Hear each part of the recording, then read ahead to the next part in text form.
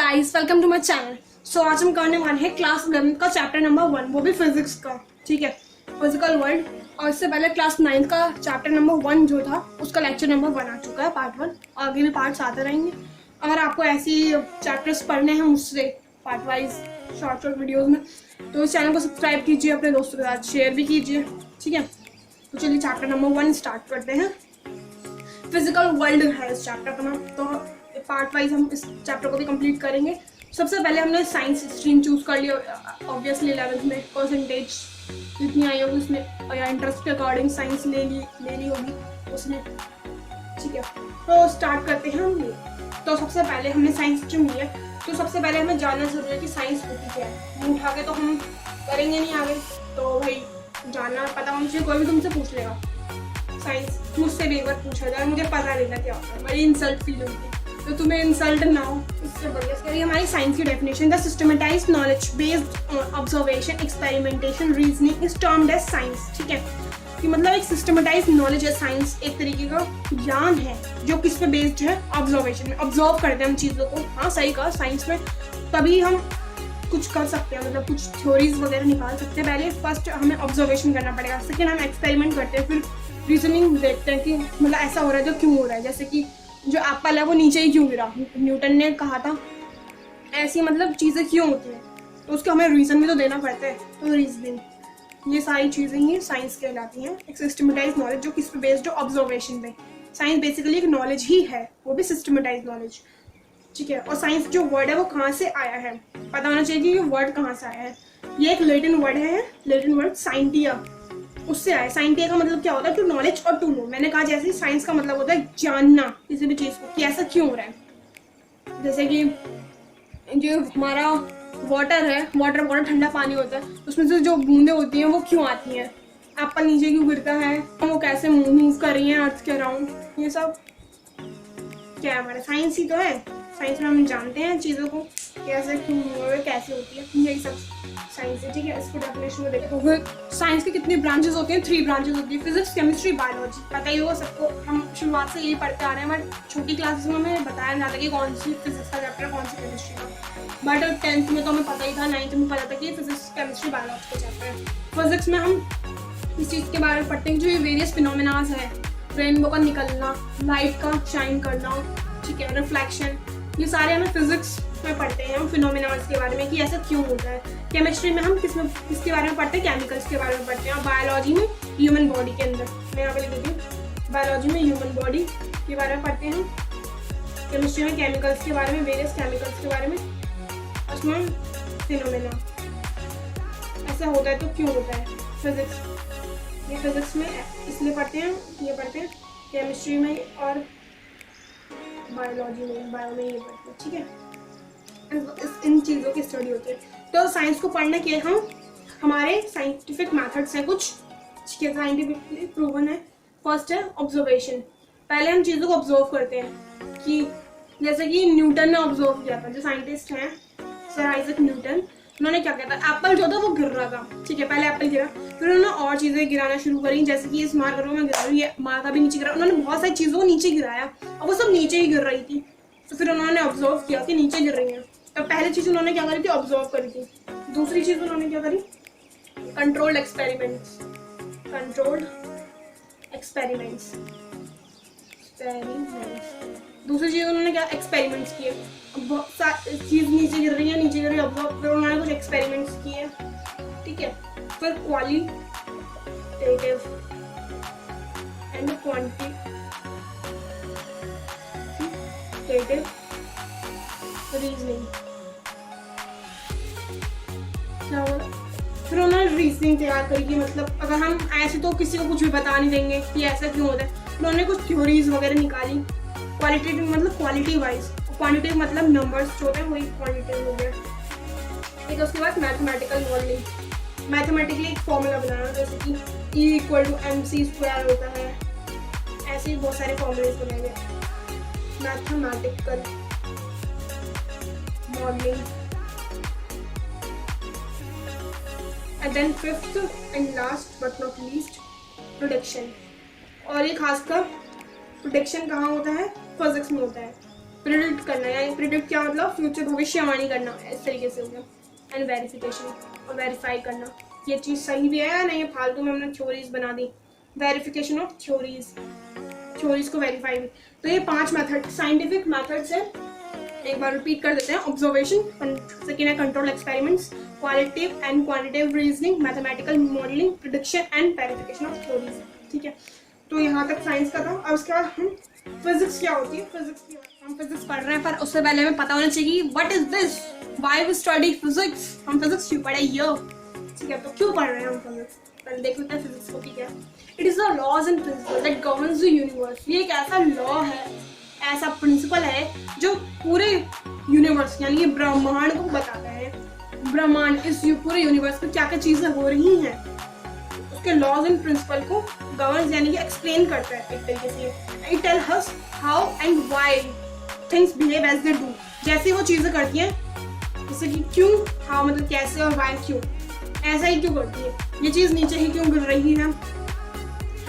तो ये सारी चीजें हमें फिजिक्स में पढ़ना पड़ता है, कैसे होती है चीजें, क्यों होती हैं, रेनबो क्यों निकलता है, रेनबो कैसे होते हैं, जो प्रिज्म है उसमें 7 कलर्स कैसे फॉर्म होते हैं, ये सब हमारा फिजिक्स के अंदर आता है।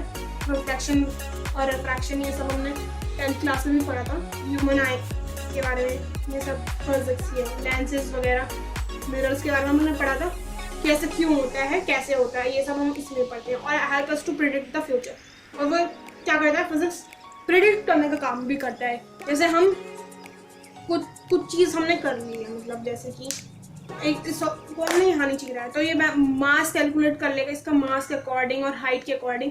तो हम फॉर्मूलेस के थ्रू प्रिडिक्ट हम कैसे कर सकते हैं, प्रिडिक्ट करते हैं फॉर्मूलेस के थ्रू। कुछ हमारे पास फॉर्मूलेस होते हैं, फिर हम जैसे मैथ्स होती है, मैथ में भी तो फॉर्मूलेस ही होते हैं, उसकी मदद से हम आगे बता देते हैं कि आंसर ये आएगा, बिना वो चीज़ किए हम निकाल लेते हैं। जैसे ट्रिग्नोमेट्री पढ़ा था हमने, तो ट्रिग्नोमेट्री में हाइट होती थी जैसे 100 मीटर की, नीचे बेस होता था।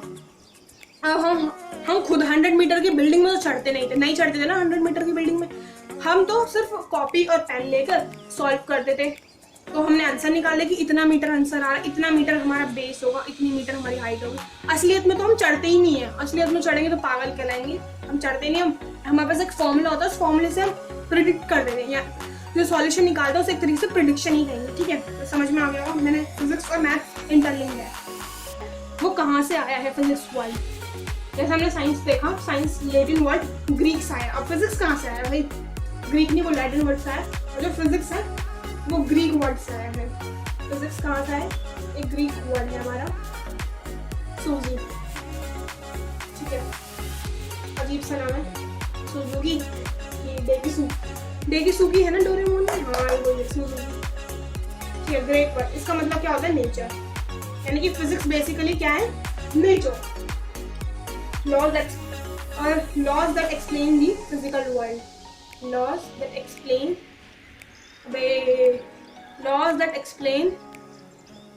the physical world। ठीक है, ऐसे लॉज जो फिजिकल वर्ल्ड को, जो ये हमारा पूरा वर्ल्ड है उसे समझा है, वही क्या है, physics. Basic law of nature भी कह सकते हैं हम, इसकी बहुत सारी डेफिनेशन है, कुछ भी कह सकते हैं, बेसिक लॉ ऑफ नेचर।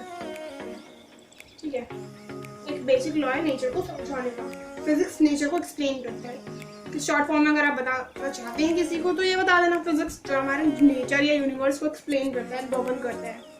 ठीक है, और फिजिक्स के अंदर बहुत सारी थ्योरीज होती हैं, वो सब हम भी देख लिया। फिजिक्स कहाँ से, ग्रीक वर्ड सुजुकी से, डेकिसुकी से याद रख लेना।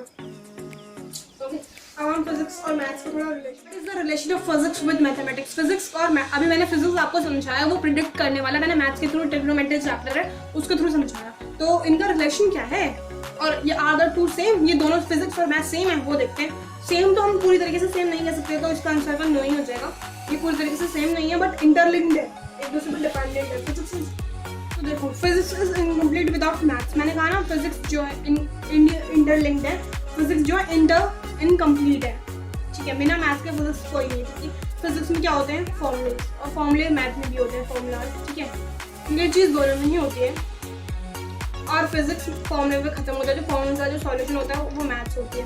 और जो मैथमेटिशियंस हैं वो जॉबलेस हो जाएंगे फिजिक्स के बिना, क्योंकि थ्योरी तो हमें कौन प्रोवाइड करता है, फिजिक्स प्रोवाइड करता है, फॉर्मूले मैथमेटिक्स फिर सॉल्व करते हैं। तो ये दोनों कहीं ना कहीं एक तरीके से में है, ठीक है। रिलेशनशिप सुन के तुम्हें अपनी याद आ गई होगी। चलो चलो यहाँ पे पढ़ लो चुपचाप, नहीं कहाँ सपनों में हो गए रिलेशनशिप सुन के। अभी हम फिजिक्स और मैथ्स का रिलेशन देख रहे हो, कभी तुम अपना रिलेशन सोच लो, ठीक है।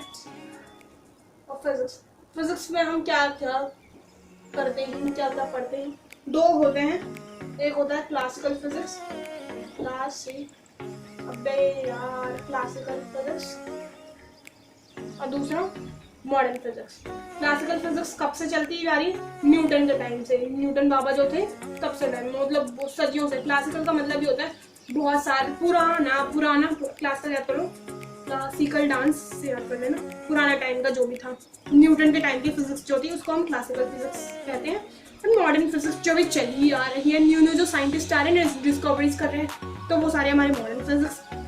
अभी रिसेंट में साइंटिस्ट तो जरा सर्च करना फिजिक्स गूगल पे, और फिर कमेंट बॉक्स में कमेंट कर देना कि मॉडर्न फिजिक्स के अभी कौन से न्यू साइंटिस्ट हैं जो क्या क्या डिस्कवरी कर रहे हैं। एक बार बता, कमेंट करना, ठीक है। तो क्लासिकल फिजिक्स है, यानी कि न्यूटन के टाइम की फिजिक्स जो है वो क्या है, मतलब किस चीज़ में डील करते हो? It deals with the study of macroscopic phenomena. जो मैक्रोस्कोपिक फिनोमेनाज है उनकी जो पढ़ाई है उसमें ये डील करती है। Also known as macroscopic physics, और इसको हम मैक्रोस्कोपिक फिजिक्स भी कहते हैं। इसमें मैक्रो का मतलब बड़ा हो गया। इसके जो दूसरा है मॉडर्न फिजिक्स, उसमें हम मॉडर्न अभी के टाइम पे जो वो है उसमें एटम्स की पढ़ाई करते हैं, मतलब माइक्रोस्कोपिक हो गया। माइक्रो मतलब छोटा, मैक्रो मतलब बड़ा। किसी भी बड़े फिनोमेना की स्टडी को हम मैक्रोस्कोपिक फिजिक्स कहते हैं, ठीक है। तो इसके जो पार्ट्स हैं वो देख लेते हैं हम। पहला है इसमें हमारा मैकेनिक्स। अब तो मैं चैप्टर तो थोड़े थोड़े सुने ये टॉपिक्स है ना, इनके अलग अलग चैप्टर्स भी हैं। मैकेनिक्स तो हम अभी पढ़ेंगे 11th में, मैकेनिक्स और थर्मोडायनेमिक्स 11th में पढ़ेंगे, और इलेक्ट्रोमैग्नेटिज्म ऑप्टिक्स ये हम 12th में पढ़ेंगे। मैकेनिक्स, ठीक है। मैकेनिक्स क्या है? अब तुम वर्ड तो सुनोगे क्योंकि फिजिक्स तो साइंस हमने ले लिया है, तो अब ये वर्ड तो हमें रोज सुनने को ही मिलेंगे टीचर से मुँह से, तो सबके मुँह से आप फिजिक्स के बुक में यही लिखे होंगे। तो पहला मैकेनिक्स पता देना चाहिए कि इस वर्ड में क्या करते हैं। मैकेनिक्स के it deals with the study of machines की स्टडी ही मैकेनिक्स सही है। मोशन ऑफ बॉडीज, इधर से उधर जो बॉडीज का मोशन हो रहा है, मोशन यानी कि गति, यहाँ से वहाँ जाना, ये सब। रिजिड बॉडीज, जो बॉडी मतलब एक तरीके से यहीं पे रहती है, हिलती बॉडीज के बारे में, डिफॉर्म्ड बॉडीज, इन सब के बारे में मैकेनिक्स में पढ़ते हैं। याद रखना, machines, motion of bodies, rigid bodies, deformed bodies, mainly bodies के बारे में ही पढ़ेंगे और मशीन के बारे में, ठीक है। मैकेनिक्स समझ में आया। और थर्मोडायनेमिक्स में हम किस चीज़ की पढ़ाई करते हैं? It deals with the study of heat and temperature.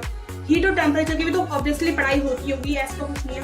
Heat और टेम्परेचर की पढ़ाई को ही हमने थर्मोडायनेमिक्स के लिए, तो ये जो पढ़ाई है उनको एक तरह नाम देते हैं, कुछ नहीं है। मैकेनिक्स थर्मोडायनेमिक्स में ज़्यादा हाई फाई का टॉप तो समझना, टॉप तो ये है नहीं। बेसिकली इनकी पढ़ाई को ही हम ये चीज़ कह रहे हैं। हीट और टेम्परेचर की जो लोग स्टडी करते हैं उसको हम थर्मोडायनेमिक्स कह देते हैं। मैकेनिक्स और थर्मोडायनेमिक्स समझ में आ गया। अब इलेक्ट्रोमैग्नेटिज्म और ऑप्टिक्स, उसके बाद क्या आ जाता है, मैंने बताया है इलेक्ट्रोमैग्नेटिज्म और ऑप्टिक्स, ये हम 12th क्लास में पढ़ेंगे, और बेसिकली नॉलेज तो अभी से होनी चाहिए। तो इलेक्ट्रोमैग्नेटिज्म में किस चीज़ की पढ़ाई होती है समझ में आ रहा हो, इलेक्ट्रिसिटी एंड मैग्नेटिक की पढ़ाई को। It deals with the study of electric and magnetic phenomena. Electricity हमारा 10th में चैप्टर था, मैग्नेट वाला भी हमारा चैप्टर नंबर 11 था, वही हमारा मैग्नेट वाला था। तो उसके पढ़ाई होगा north pole, south pole, electricity, ये सब तो हमें पता है। तो उसकी स्टडी को क्या बोलते हैं? इलेक्ट्रोमैग्नेटिज्म। और ऑप्टिक्स किसकी पढ़ाई है? It deals with the study of light. जो लाइट हमने रिफ्लेक्शन पढ़ा था, ये सारा ऑप्टिक्स में आ जाते हैं। और लेंसेज हमने concave lens, convex lens, mirrors, plane mirror, concave mirror, convex mirror, ये सब हमने मिरर देख लिया था, ये ऑप्टिक्स में आ रहते हैं। तो जो हमारा चैप्टर था ना लाइट, वो पूरा ऑप्टिक्स वाली ब्रांच में आ रहता है, ठीक है ना। एंड ऑप्टिकल डिवाइसेस, और जितने भी ऑप्टिकल डिवाइसेस क्या होते हैं? जैसे कि माइक्रोस्कोप, और दूसरा एग्जांपल हो जाएगा टेलीस्कोप, ठीक है। टेलीस्कोप होगा, एंड एक हमारा ETC, एक हमारा नेचुरल ऑप्टिकल डिवाइस है। वो कौन सा है? यहाँ पे पूछ भी सकते हैं, वो नेचुरल ऑप्टिकल डिवाइस। सोचो, कमेंट करो। ऑप्टिकल डिवाइस बताओ जल्दी, नेचुरल ऑप्टिकल डिवाइस कौन सा है? वो है ह्यूमन। यहाँ पे देखते हैं, ह्यूमन आई वाला भी चैप्टर पढ़ा रखा है तुमने, ह्यूमन आई, जो ये बने हुए हैं आँख है, जो हमारी आँख है वो भी क्या है, नेचुरल। ठीक है, क्या है, नेचुरल। और ये हमारा मिरर, इसकी पढ़ाई जो हमने पढ़ा भी था, मिरर, ये हमारे कॉनकेव लेंस, इन सब की जो पढ़ाई है वो ऑप्टिक्स में आ गई। मैग्नेट पता ही है ऐसे ही होती है, नॉर्थ पोल साउथ पोल, यहाँ से यहाँ ऐसे अट्रैक्शन होता रहता है। इलेक्ट्रिसिटी सबको बात मालूम है, तो ये हमने देख लिया। अब उसके बाद हम मॉडर्न फिजिक्स देख लेते हैं। ये हमारी मॉडर्न फिजिक्स है, उसमें किस चीज़ के बारे में डील करते हैं, किसकी पढ़ाई के बारे में डील करते हैं, वो भी माइक्रोस्कोपिक ऑब्जेक्ट्स के बारे में। और इसे हम क्वांटम फिजिक्स या माइक्रोस्कोपिक फिजिक्स भी कहते हैं, मॉडर्न फिजिक्स कुछ भी कह लो, modern physics, microscopic physics, quantum physics, बात एक ही है। इसमें हम छोटे छोटे ऑब्जेक्ट्स के बारे में पढ़ते हैं, जैसे कि हमारा फर्स्ट एटम ही है जो हमने पढ़ रखा है जी, ये मैटर वगैरह, ये सारे एटम जो इतने छोटे छोटे पार्टिकल्स होते हैं उन्हें एटम कहते हैं, जिनसे मैटर बना हुआ होता है, ये हमारे एटम्स। ठीक है, जो कि हमने 9th 10th में पढ़ते ही आ रहे हैं एटम को। और उसके बाद न्यूक्लियस के बारे में इसमें पढ़ते हैं, न्यूक्लियस। ठीक है, न्यूक्लियस से बहुत छोटा होता है। सब एटॉमिक पार्टिकल्स, थर्ड हो गया सब एटॉमिक पार्टिकल्स, जैसे कि atomic particles, nuclear, proton, electron के बारे में भी पढ़ते हैं, प्रोटॉन, इलेक्ट्रॉन। जो हम एक तरीके से केमिस्ट्री को मॉडर्न फिजिक्स भी कह सकते हैं, मतलब कुछ हद तक कह सकते हैं केमिस्ट्री को मॉडर्न फिजिक्स, माइक्रोस्कोपिक फिजिक्स। ठीक है, सेमीकंडक्टर। ठीक है, 5वां सेमीकंडक्टर लिखवा लो, सेमीकंडक्टर। पेपर में तो ये चैप्टर आएगा नहीं, फिर भी हम पढ़ लेंगे। पढ़ने में क्या जा रहा है, क्योंकि ये फिजिक्स का ये जो फर्स्ट चैप्टर है वो एक तरीके से आत्मा कह सकते हैं, इस चैप्टर का बेस है बिल्कुल। अब तुम इसे ही नहीं पढ़ोगे और चले जाओगे चैप्टर नंबर 2 में, फिर तुम्हें लगेगा हार्ड और यही नहीं पता होगा कि फिजिक्स क्या है। इसीलिए स्टार्टिंग हमेशा चैप्टर 1 से ही करना। और जो तुम्हारे फ्रेंड्स वगैरह वो नहीं पढ़ रहे उनको इस वीडियो की लिंक शेयर करना कि पढ़ ले भाई, पढ़ ले, तभी मजा आएगा फिजिक्स में। वरना अगर तुम फर्स्ट चैप्टर नहीं पढ़ोगे तो बिल्कुल बोरियत आएगी, तुम्हें समझ में कुछ भी नहीं आएगा। इसलिए कह रही हूँ कि ये पढ़ लो बेटा, पढ़ लो। फंडामेंटल प्रिंसिपल्स हैं फिजिक्स में। फर्स्ट क्या principle, unification and reductionism. Unification से क्या समझते हैं हम? यूनिफिकेशन का मतलब हो रहा है, इसमें समझ में आ ही रहा है, वर्ड से यूनिफाई करना। यूनिफाई करना बहुत सारी चीज़ों को एक तरीके से इकट्ठा करना, यूनिटी जिसे हम कहेंगे, एक करना। और रिडक्शनिज्म यानी कि किसी भी बड़ी चीज़ को रिड्यूस करना। जैसे हमारा अब कोविड की वजह से हमारा सिलेबस रिड्यूस हो रहा है, कम से कम हो रहा है, या कोई भी एक बड़ा टॉपिक है उसको हम याद नहीं हो रहा, मम्मी हमें याद नहीं हो रहा, तो हम कैसे याद करते हैं? पहले एक लाइन पढ़ेंगे, 2 लाइन याद करेंगे, फिर 2 लाइन, फिर 3 लाइन, ऐसे रिड्यूस कर करके पढ़ेंगे। तो वही है। अब इसकी डेफिनेशन लिख देते हैं हम यहाँ पे, इंटेलेक्शन जिसे मैंने कहा। अब उसकी डेफिनेशन देख लेते हैं। Attempt to explain various phenomena through a single law. किसी भी एक सिंगल लॉ से हम बहुत सारे फिनोमेना को क्या कर सकते हैं, एक्सप्लेन कर सकते हैं। जैसे कि एक हमारा यूनिवर्सल लॉ ऑफ ग्रेविटेशन, ये जो सर आइजैक न्यूटन है उनका ये इकलौता लॉ है जो बहुत सारे फिनोमेना को एक्सप्लेन कर सकता है। जैसे कि यूनिफिकेशन तो देख लिया हमने, attempt to explain various phenomena through a single law, मतलब एक लॉ से हम बहुत सारे फिनोमेना को हम एक्सप्लेन कर सकते हैं। जैसे कि universal law of gravitation, first example है free fall of apple, apple का नीचे गिरना, ये यूनिवर्सल लॉ ऑफ ग्रेविटेशन जो आइजैक न्यूटन ने दिया था, उससे हम इससे एक्सप्लेन कर सकते हैं। Motion of planets around sun, sun के अराउंड जो प्लैनेट्स घूमते हैं वो भी इसी लॉ से होते हैं, क्योंकि फोर्सेस लगता है ना 2 ऑब्जेक्ट के बीच में जो मास, उसी को ग्रेविटेशन फोर्स भी कहा। मोशन ऑफ सैटेलाइट, जो सैटेलाइट्स मूव करती रहती हैं इधर से उधर, तो वो भी किसी एग्जांपल है, universal law of gravitation and unification का एग्जांपल है। अब उसके बाद हम रिडक्शनिज्म देखते हैं। तो जो रिडक्शनिज्म है उसमें क्या है, to study a large system, एक बड़े से सिस्टम को पढ़ाई करना, एक बड़े से सिस्टम की पढ़ाई करना, वो भी study properties of constituent particles या कंस्टिट्यूएंट पार्ट्स भी लिख सकते हैं हम। और किसी हमें बड़े से सिस्टम को पढ़ना है तो उसके लिए हमें उसके जो प्रॉपर्टीज पढ़नी पड़ेगी, उसके सब्स्टिट्यूएंट पार्ट्स, ठीक है ना। जैसे कि इसका एग्जांपल है वर्किंग ऑफ इलेक्ट्रिक जनरेटर या मोटर। उसकी जो हम वर्किंग पढ़ते हैं, कैसे पढ़ते हैं, डायरेक्ट हम मोटर को उठा के तो देखते नहीं है, क्योंकि वो बड़ा सा एक सिस्टम है, तो डायरेक्ट हम नहीं पढ़ सकते, तो रिड्यूस कर करके पढ़ते हैं। जैसे कि ये इसके कुछ पार्ट्स हैं, armature coil, split rings, magnets, सबका अलग अलग काम है। इन सबकी हम प्रॉपर्टीज पढ़ी थी, याद करो 10th में, जो चैप्टर था 11, तुमने इन सब की प्रॉपर्टीज पढ़ी है ना। सो रिडक्शनिज्म बेसिकली यही है, किसी भी बड़े सिस्टम को छोटे छोटे पार्ट्स में डिवाइड करके, रिड्यूस करके पढ़ाई करना। ठीक है।